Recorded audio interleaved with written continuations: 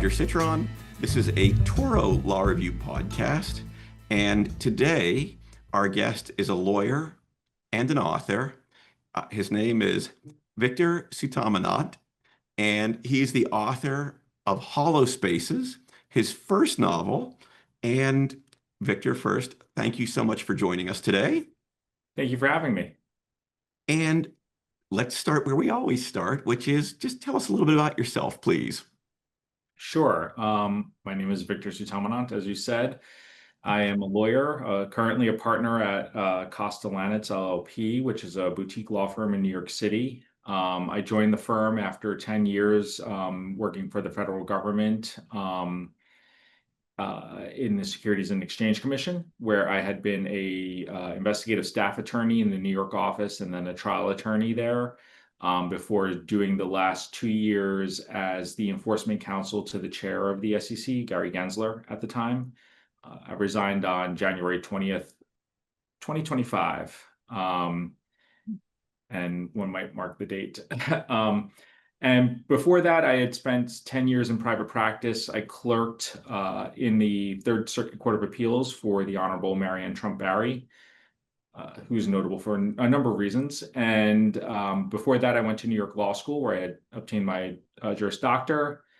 I did that after 5 or so years of just doing a New York actor thing, because my undergraduate degree was from NYU's Tisch School of the Arts, where I had studied drama. And before that, I grew up in Jersey City, New Jersey. Uh-huh. No, you've done a lot of interesting things, truly.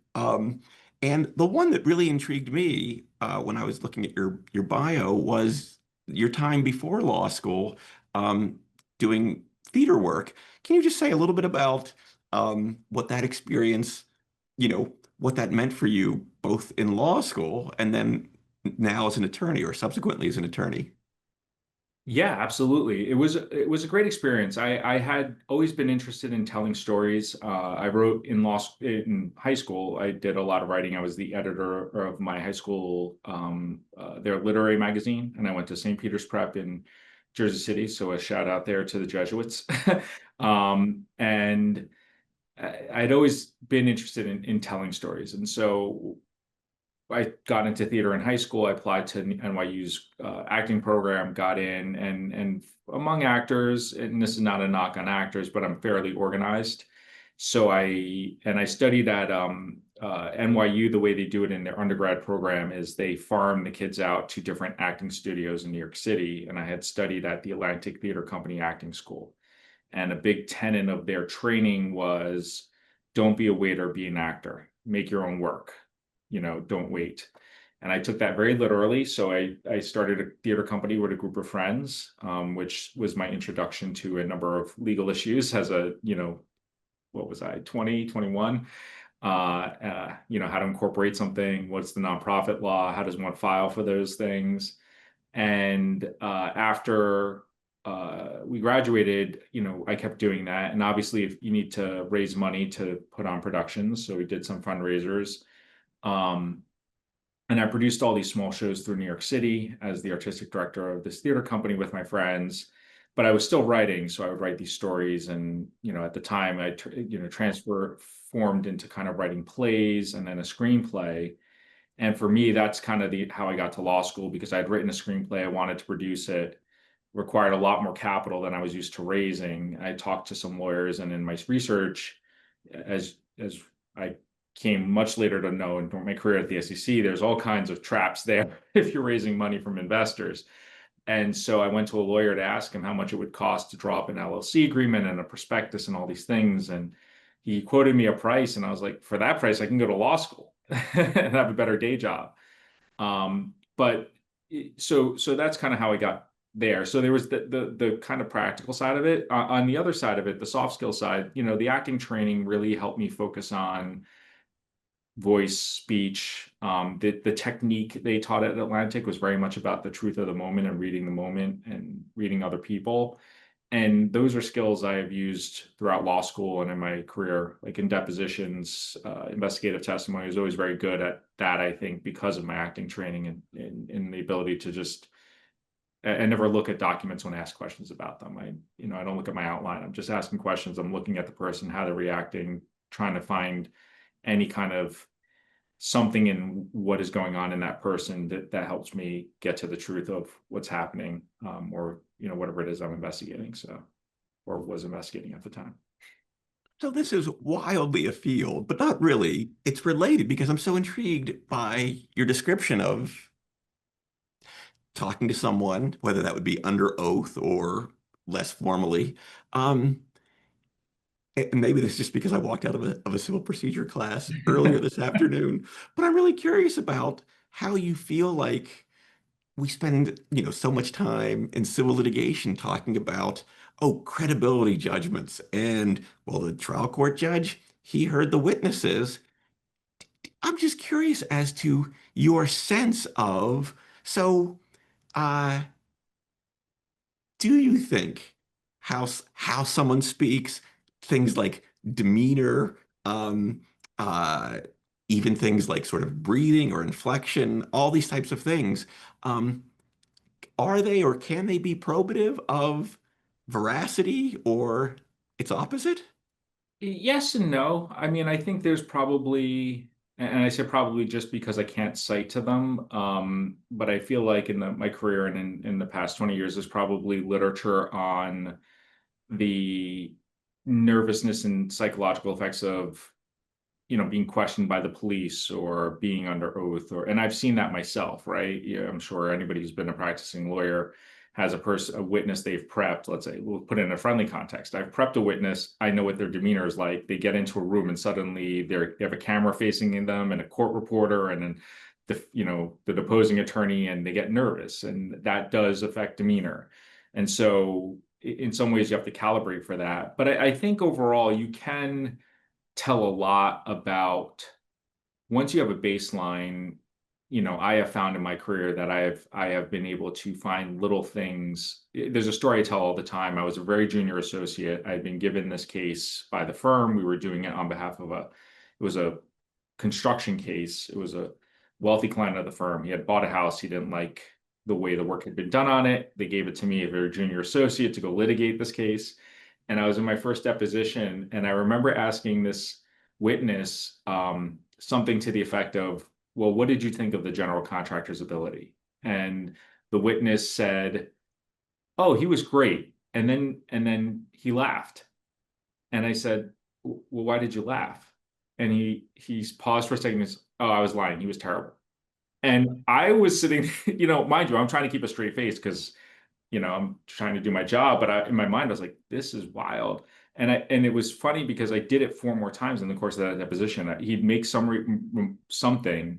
He would answer a question and then do something, either giggle or some kind of physical reaction. I would just ask him about physical reaction, and he would admit to lying, to the point where his lawyer threw up his pen the last time and was like, this. And I was like, why do you keep letting him answer these questions? Like, just intro, but okay, like, so yeah, I mean, I think there are things to be told, and I think juries overall are probably good judges of, I'll say BS.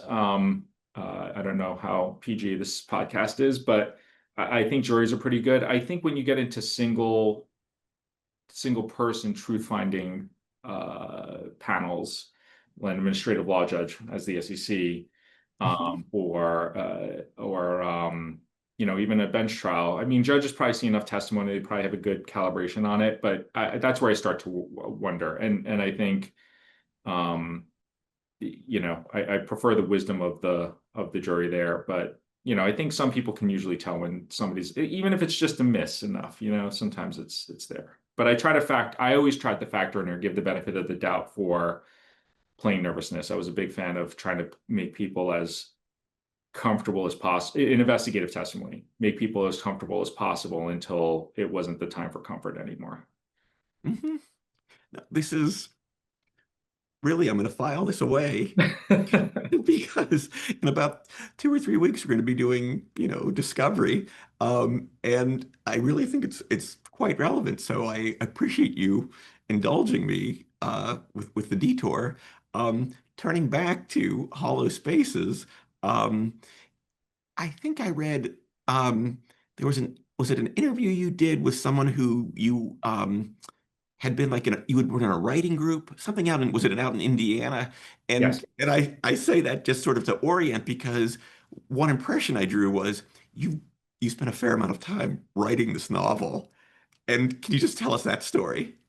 Sure. So I think you're referring to the review with Lori Rader Day in the Chicago Review of Books, and Lori is a great author whose work I've always really admired, and I had the privilege of um, in the summers my wife would go visit her family in Indiana, and I would go with her. And there happened to be this writing conference that was a few miles away over in Muncie, and it gave me an excuse.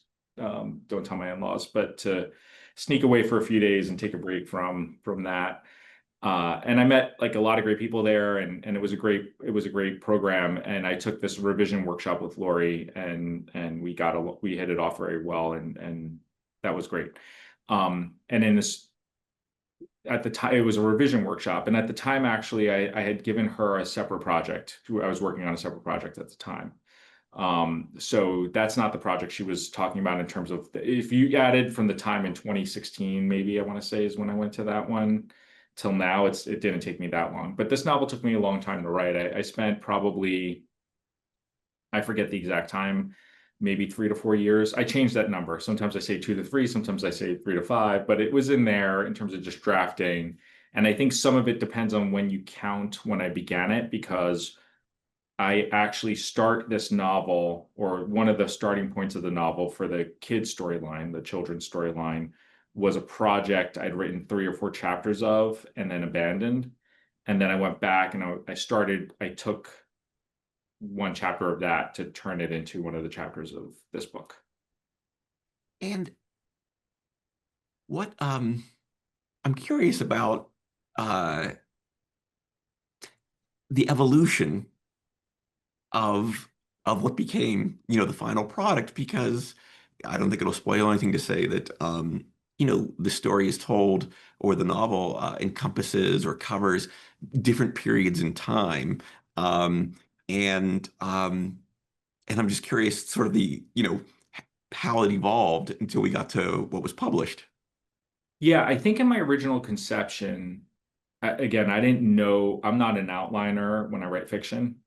So it was very much well, I do outline at some points, but I'll come to that. But basically, I thought of it originally as the way it's presented now, which is the dual timeline where you're jumping back and forth between those two timelines. When I was writing it, that quickly got very complicated to bog down. And part of the reason for that is I didn't know what the story was. I had a vague sense of what it was. I didn't know the answer to the central mystery, which is whether the father did it or not. And in trying to write back and forth and uncover the truth along with the writing of the novel, it was too complicated. So what I ended up doing was I then broke it apart and wrote the father's story first, and then the children's story, and then I went back and interwove them. And that worked out because I think I followed basically what folks usually call like the 3 act structure for a story, with both parts of it. And so when I folded it in together, there was a natural, both stories all followed that. And I used word count to kind of keep track of that as I wrote, because I knew I'd have about 100,000 words. So I figured I'd spend 50,000 on the father story, 50,000 on the kid story. And so once you break that down, it worked out more or less to the way it did. But it was funny doing it that way because it led to all kinds of other really interesting meta writing things. I learned a lot from actually writing this book about just craft, and had, it was a challenging book to write, but it was a lot of fun in that respect. Yeah, and then just in a different many years ago, I had the opportunity to interview Tobias Wolff, and one of the things that really impressed me that he talked about was he's a relentless cutter. That is, he really, makes every word count. And I'm wondering if, just as part of what you were talking about, and one of the things you learned was really, arriving at less is more. Was that Was that, or is that not the hardest, challenge or issue for you? No, I think it is in the sense that for example, in brief writing, not to turn it back to the law, right? But word counts generally have never been an issue for me with a brief. I am very concise. I really strive to think less is more. I don't need to burden this with a history since the Magna Carta of every development in the law to get to what the black letter rule that the circuit just said is, Um, I think with fiction, I find myself almost, I don't want to say the opposite, but there is part of me that enjoys writing a good sentence, even if it is a little longer. But that said, this is where legal training does help. These things are somewhat of a reinforcing circle, right? It's a virtuous cycle, I guess some might say, which is I've tried to take the best approach, the best things I've learned from both approaches, both my legal writing and my fiction writing, and work them into the other.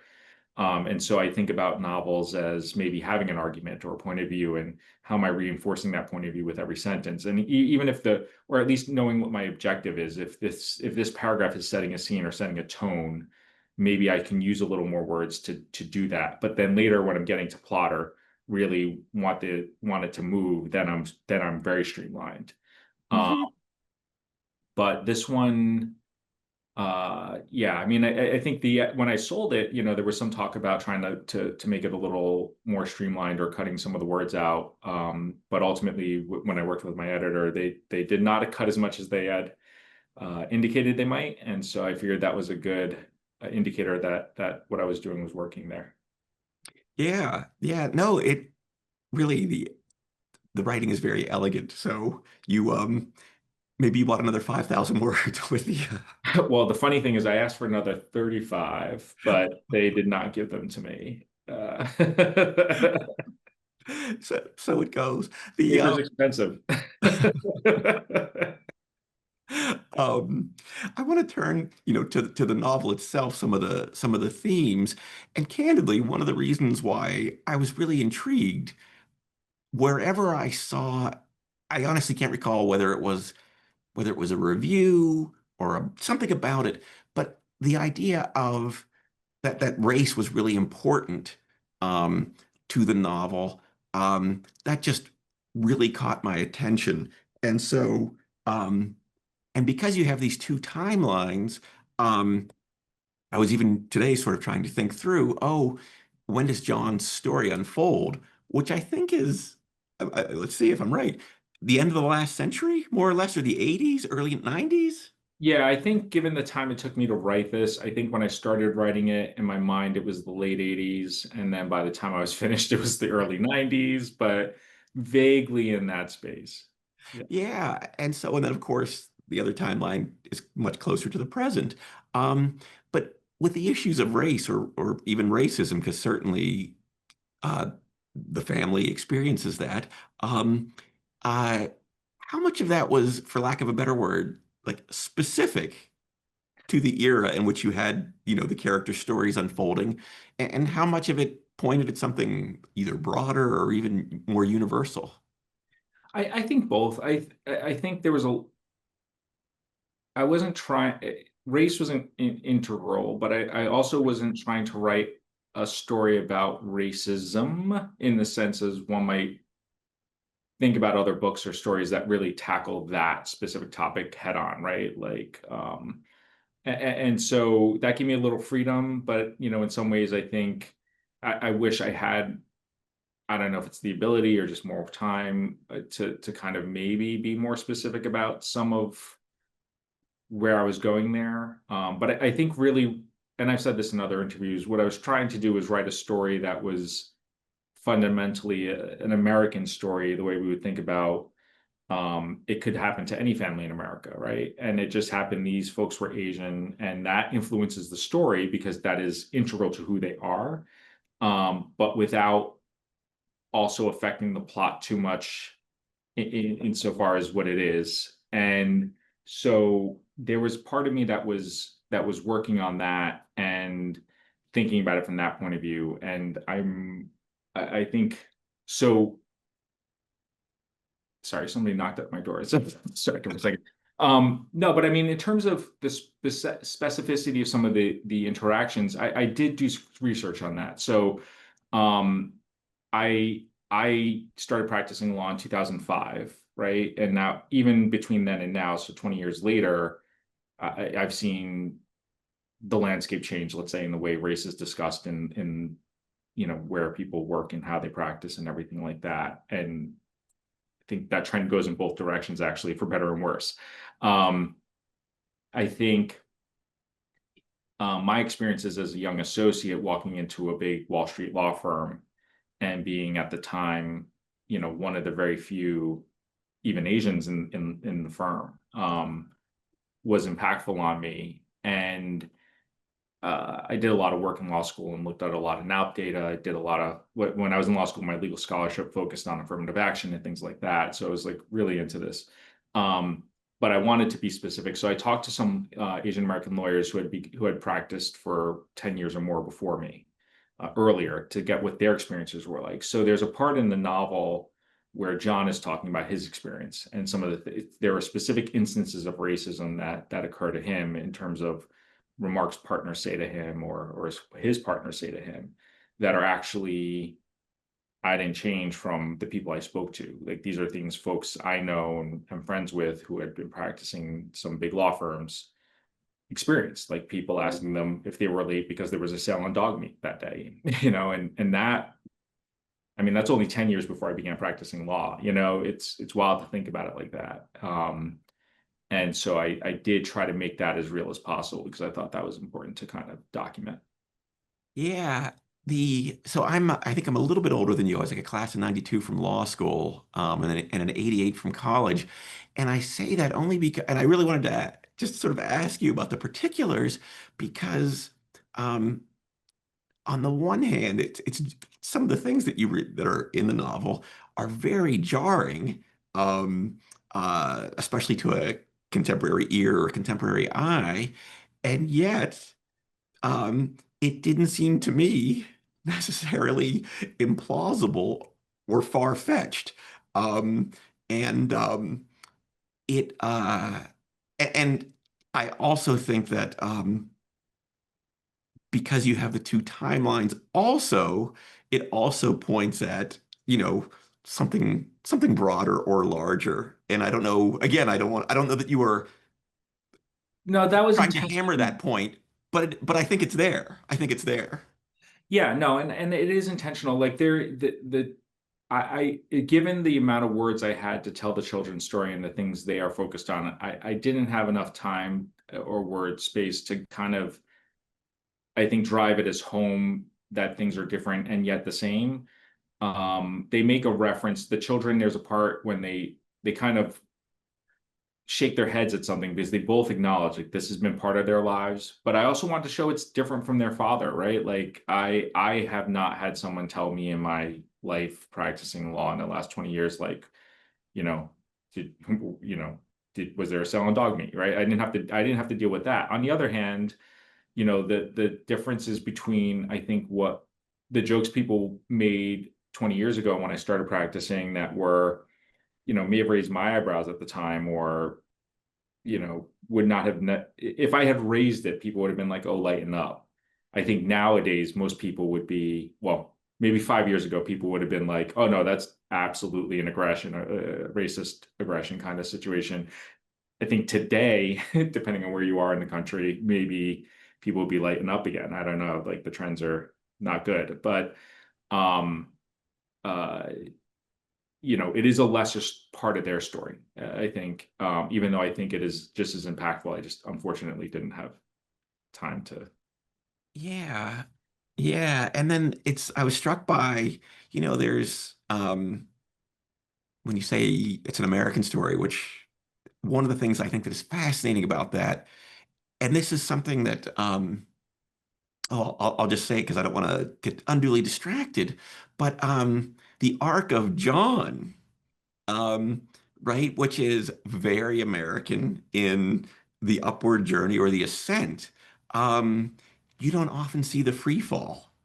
Um, and that was, and again, you didn't do that in like 2 pages of the next 6 months on the couch or kind of thing. I thought that was just very interesting the way that you paid that as much attention as any other sequence in it. And um, anything you'd like to share about sort of that aspect of it, I think would be interesting because it really, um, terrible pun, felt novel to me. Yeah, John's story for me, honestly, I started with this concept of dual timelines when I started, but then because I broke it up and was writing just his story, there was part of me that thought this is itself a separate. I could have done an entire novel just on that story and never gotten to his children, and because once I got into it, there was a lot to unpack there. I think both in terms of the macro issues we're talking about here, and in terms of race and this idea of being Asian in America, and both, especially when I was growing up, there was, I think still exists today to some degree, like this model minority myth, right? And I do address that, but there's also a sense of being invisible, right? And I grew up feeling both in this weird place of both being held up as a model of immigration and successful immigration, and yet invisible. And this idea of, when you start thinking about what does assimilation mean, from, is that necessary to successful, I'm putting that in quotes in my mind, immigration or not. And all of that, I think, plays out in ways that I don't know that you can come to a clear, I mean, at least I can't come to a clear or strong through line of what it means, right? Except that the contradiction itself is American, right? That muddledness of it all is an American story. We still struggle today on, I think right now, the current political fight, a lot of it underlying it is, who are we as a country? And there are very, very polarized competing visions for what America is. And I also think a lot of people don't think about that the way I might, or have, or a law professor might, or anybody else. And yeah, it was interesting to unpack. And while I was doing that, then there's this whole personal, to your point about the step-by-step downfall, right? It can't just be he can't just be a symbol. It can't just be a metaphor or something like that. I had to make it very personal to him. And so that part was very challenging because, um, I thought about my father and his experience here, and who he had been, and me as a father. And it really informed my thinking about, like, what are the things fathers and husbands, being a husband, someone who's been married now for a long time, like, what are the struggles people have, and what are the struggles every marriage has? And I wanted to write something that was both broadly approachable, from and like I said, from a plot point, literally could happen to anybody in America, but make it about this man who is in this particular circumstance, and what does that mean? Yeah, and this absolutely, I think, ties in because, of course, the free fall, of course, happens. Oh, I don't want to spoil, but I don't think it's too much of a spoiler. It happens after the trial. I'll say it that way. Yeah, the book Um, starts at acquittal. I've talked about that oh, okay. yeah. So that's not on me. The uh, and then, of course, I mean, between the theater and the lawyering that is, you know you seem to have, that is, the book seems to have a very sophisticated understanding of the trial process, the nature of judgment, um, and so on. And uh, uh, it sort of, how much of this is in the novel and then how much just from your own experience. What do you think of the legal system i- as a means of either finding the truth or engaged in the search for truth? Um, I, I I could add more, but let me ask the question and then I'll follow up. Yeah, I think there is something about the I'm a firm believer in the jury system and in the trial system, generally speaking. I think there is something about adversarial arguing that brings out truth in a way that is helpful. And then I think, and I mentioned this opinion before, but the Judge Young's opinion today, literally today, in the American Association of University Professors v. Rubio, he talks about the jury being a Uh-huh. guard of liberty, right? And I've always believed that. I think there is the idea that the jury there's a wisdom there that is both about the truth of what happened, and that can reach the right result, and a just result is generally true. I think obviously there's a ton of problems with it. We have rules that are designed to, ensure fairness that sometimes get in the way of, in the name of fairness, maybe the full truth. I think we have advocates, because it is adversarial, who find themselves forced to argue positions that, they're doing their duties and ethical duties, but, maybe leads to things that are, if not lies, might be misleading or misdirecting, or obfuscating of what the truth is, as opposed to making concessions. Although I think, my experience, most counsel are very good about saying, like, I'm not going to fight you on that fact. It's, we both agree the email was sent on Saturday, whatever it might be. Mhm. Um, and I think it's worth interrogating, honestly. And I wrote an essay in Crime Reads, I think, about this. But, you know, when you look at the news, when you look at the way the world is today, where people will put up bad faith arguments about what the truth of the world is, or what, whether the sun came up today or not, you'll have someone go on TV and just say the sun didn't rise today, and just say it, no shame, and as a lawyer, I could not do that in court, right? And I just, there's something about interrogating what you see. And anyway, going back to this essay, and I'm sorry I'm rambling a little bit, but one of the things I wrote in this essay was, and it's about literature. I was writing it. I kind of turned it back to A Time to Kill by oh my God, his Oh, name's, Grisham, yeah, John Grisham. John Grisham. Thank you. And that's a great story. It's a great novel. It's entertaining. But if you interrogate that story for half a second, it really raises a lot of troubling issues beyond what it seems to want to say. And so I encourage readers, when they're reading the book, like, I'm not saying I'm right. And I really hope people will interrogate what it is I am saying, and the points of views of the characters in the book, because I think there's something about training ourselves to become more careful readers, more careful consumers of information. But again, in court, I think by and far most juries take their jobs very seriously and are very careful consumers of information. So I very generally have a lot of trust in it.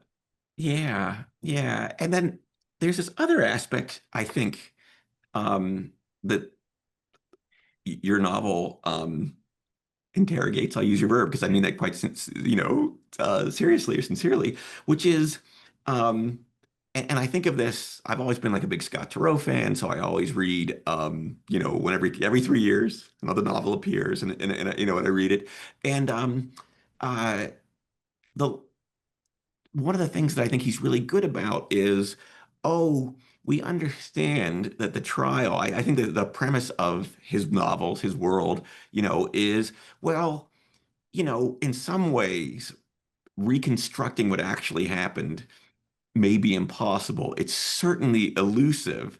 And yet there's significance of trial for judgment, right? In other words, we have to, because there have been legal charges or legal claims asserted, there has to be a resolution.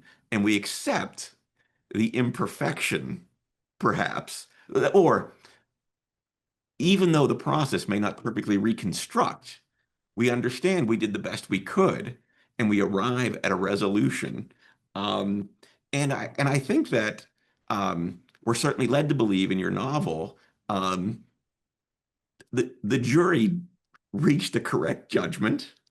Um, uh, although, or and that's not the end of the story.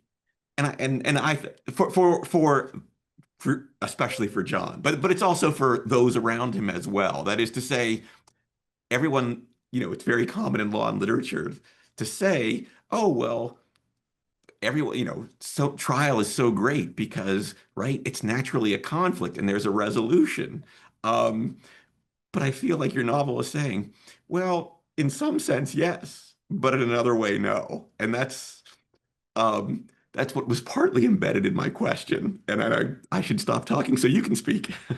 Oh no, but absolutely. I think there is that part of the novel and that part of the exploration very much came out of a New York Times article I had read about a man who had been tried for murder in upstate New York, and he was acquitted.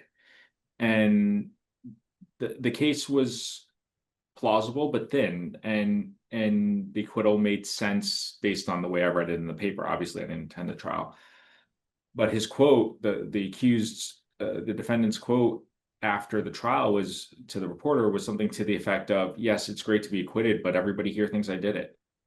And again, taking no position on O.J. Simpson, for example, but again, I think if you ask the plurality of people would say that yes, he was acquitted, but O.J. did it, right? And that kind of idea has always stuck with me of, an acquittal, to get back to juries being the guardians of liberty, right? An acquittal is the system working, right? But it is a incredible tragedy sometimes. And so that really stuck with me. And it's a tragedy for everybody. And there's another quote I had once read, a guy I worked for, he was the acting U.S. attorney in the Southern District, David Kelly. He had said something to the effect of, I celebrate my conviction, something to the effect of, I celebrate my convictions because, I had to do my job, but they're tragedy. Like every conviction's a tragedy, not just for the victims, but for the accused. Like this person got to this place and is now, committed a crime. And when I joined the government and granted a civil law enforcement capacity and civil prosecution, I still took all of those things to heart. I wanted to do my job in a rightful way. And I think it's important to think about that. Again, we've had a lot of examples of public servants this year trying to do things the right way, and maybe sometimes not. But to the other side of it too is the fullness of the story, right? You raised the word claims, right? We are adjudicating a claim. We are not telling the totality of a truth of an event in a trial. It's only what's relevant to that particular claim. So that in and of itself is limiting to what a jury hears, or even the function of a trial as a fact-finding endeavor. Which is why I think one of the reasons I made Hunter's career as a reporter, right? There is a fuller truth that maybe journalists are not bound by a claim or evidence or things like that. They're trying to find a fuller truth. But even in his story, I think I try to address like the limitations on what he does, right? There's word counts and editors and all these other things. And I think the search for truth, if we're going to talk about truth as a concept, has to, again, be broader than just relying on the legal system or the papers. And it comes down to personal responsibility in a lot of ways. Um, yes, yes. And really this is just, I mean, something that I feels of the moment, right?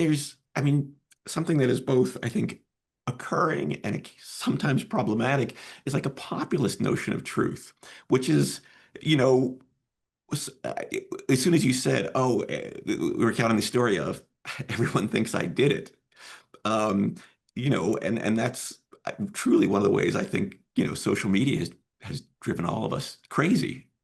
And again, in the children's story, I have a part where, because again, I was writing this around the time of the Me Too movement and a lot of that social media stuff. And again, I think there's a lot to be lauded in bringing light upon people who are committing misconduct and all of those things. But there is parts of it where there's a decided lack of true due process in the mob, right? In the populists, you look at the French Revolution and things like that. There is no due process there in some ways, and so I think all of these systems are imperfect in their own ways, and I did want to address that in to the that definitely plays a part in it. And I'm glad you raised it, because actually that's the another element, right? That I've talked to any number of people who are like, about the 2008 financial crisis, for example, right? The bankers committed all these crimes. I'm like, name one. Name a crime that they committed. I will tell you, I will go sit on that jury, but please name a crime. You can't just say they committed a crime. That's not a crime is not a crime. I don't know what that means, right? But people are convinced that and I agree. There's a lot of danger in that. And but sometimes they get it right. Um, this is one where I just since I've done several of these with authors, uh love to know, it's sort of like a specific and a general, that is, um uh authors generally who you think are wonderful and people should read. And then I'll do the specific one. It's an objectionable compound question, but that's never stopped me so far. Um, which is, oh, for the novel itself, were there any novels or stories or films, if you want to go in that direction, that sort of, influenced you specifically for the novel, for Hollow Spaces? Oh man. In terms of generally people who have influenced me, I will say I from a pure craft perspective, just process wise, Stephen King wrote a book on writing called On Writing. That is the name of the book. That is part memoir, part craft manual, and it is an amazing book and an incredibly short read. And actually, when I was working at my former law firm, when I was more senior and juniors were having issues about writing, I was like, read this book. It's actually a really quick guide on just how to think about writing in a way that is very useful. Um, and it's entertaining because it's partially memoir and he's had an interesting life. I think Walter Mosley, I love his detective novels. And I like this novel does not have the same kind of, it's not at all similar, but he comes to mind. And I think specifically as to this novel, and this is a weird answer, but right around the time COVID happened, maybe the same year as COVID, there was a novel that was published called The Thousand Crimes of Ming Su by Tom Lin, sorry. And that book is beautiful. And it's a Western about a Chinese American hitman in the Old West. And it's slightly magical realism, which is nothing like what I've written. But he basically took the genre, this Western genre, and he just played around with it. And the language is beautiful and he kind of elevated it. And so I think when I was writing this book, I really asked myself, okay, if I'm going to write something that is partially literal, partially legal drama or legal thriller, can I make it beautiful? Can I do Mhm. things with language he was trying to do and imagery? And so I did try to do that. So that was influential on me. No, those are great choices. The I don't even know how many there are. I can never get enough Easy Rollins. I know I've read several. I don't think I've read them all, but they are wonderful. Um, and then last question, and um, I'd love to keep you here for another 3 hours, but that doesn't work for either of us. Um, but and this is really, our hope is, when we do these podcasts through the law review, that law students will be listening. You started off in the arts, you went to law school, and you stayed in the law. And, you know, uh, why? And I say that, like, what do you find rewarding in the law that you're still, suiting up and taking on cases and so on?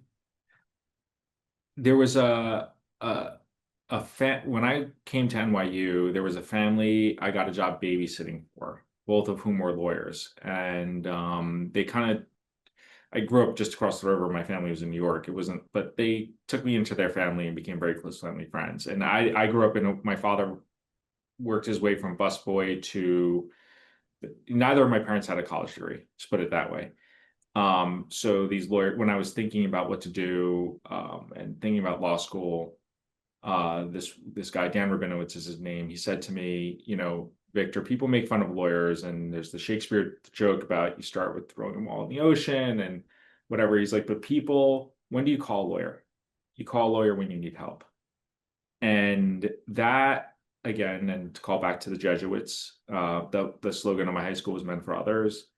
I've always viewed my something very meaningful to me as is the idea of trying to help other people. And so becoming a lawyer, I think, gave me the skill set to do it. And when we talk about the privilege of practicing law, I mean, I think people think about it in the sense of I have, it's not a right to do it. I have the privilege, but I also think of it as a real privilege. I've been trained. I have been taught. I am good at what I do, and I get to do it for money, but I also can give back, and that is important. And that's why I went to the government and spent 10 years trying to serve the American people the best I could, by protecting investors. And in my private practice, to the extent I can do pro bono work or just train junior lawyers or just try to do that, I feel like I can provide a valuable service to our country and society, even if it's opposing the government, because we have an adversarial system. And so all of these things kind of work together.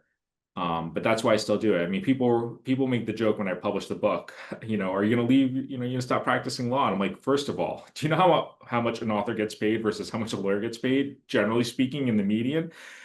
But secondly, I can make a gajillion dollars, and I think I would still practice law because there are too few lawyers and there's a lot of work to do. And so I think for me, that's why I do it. All right.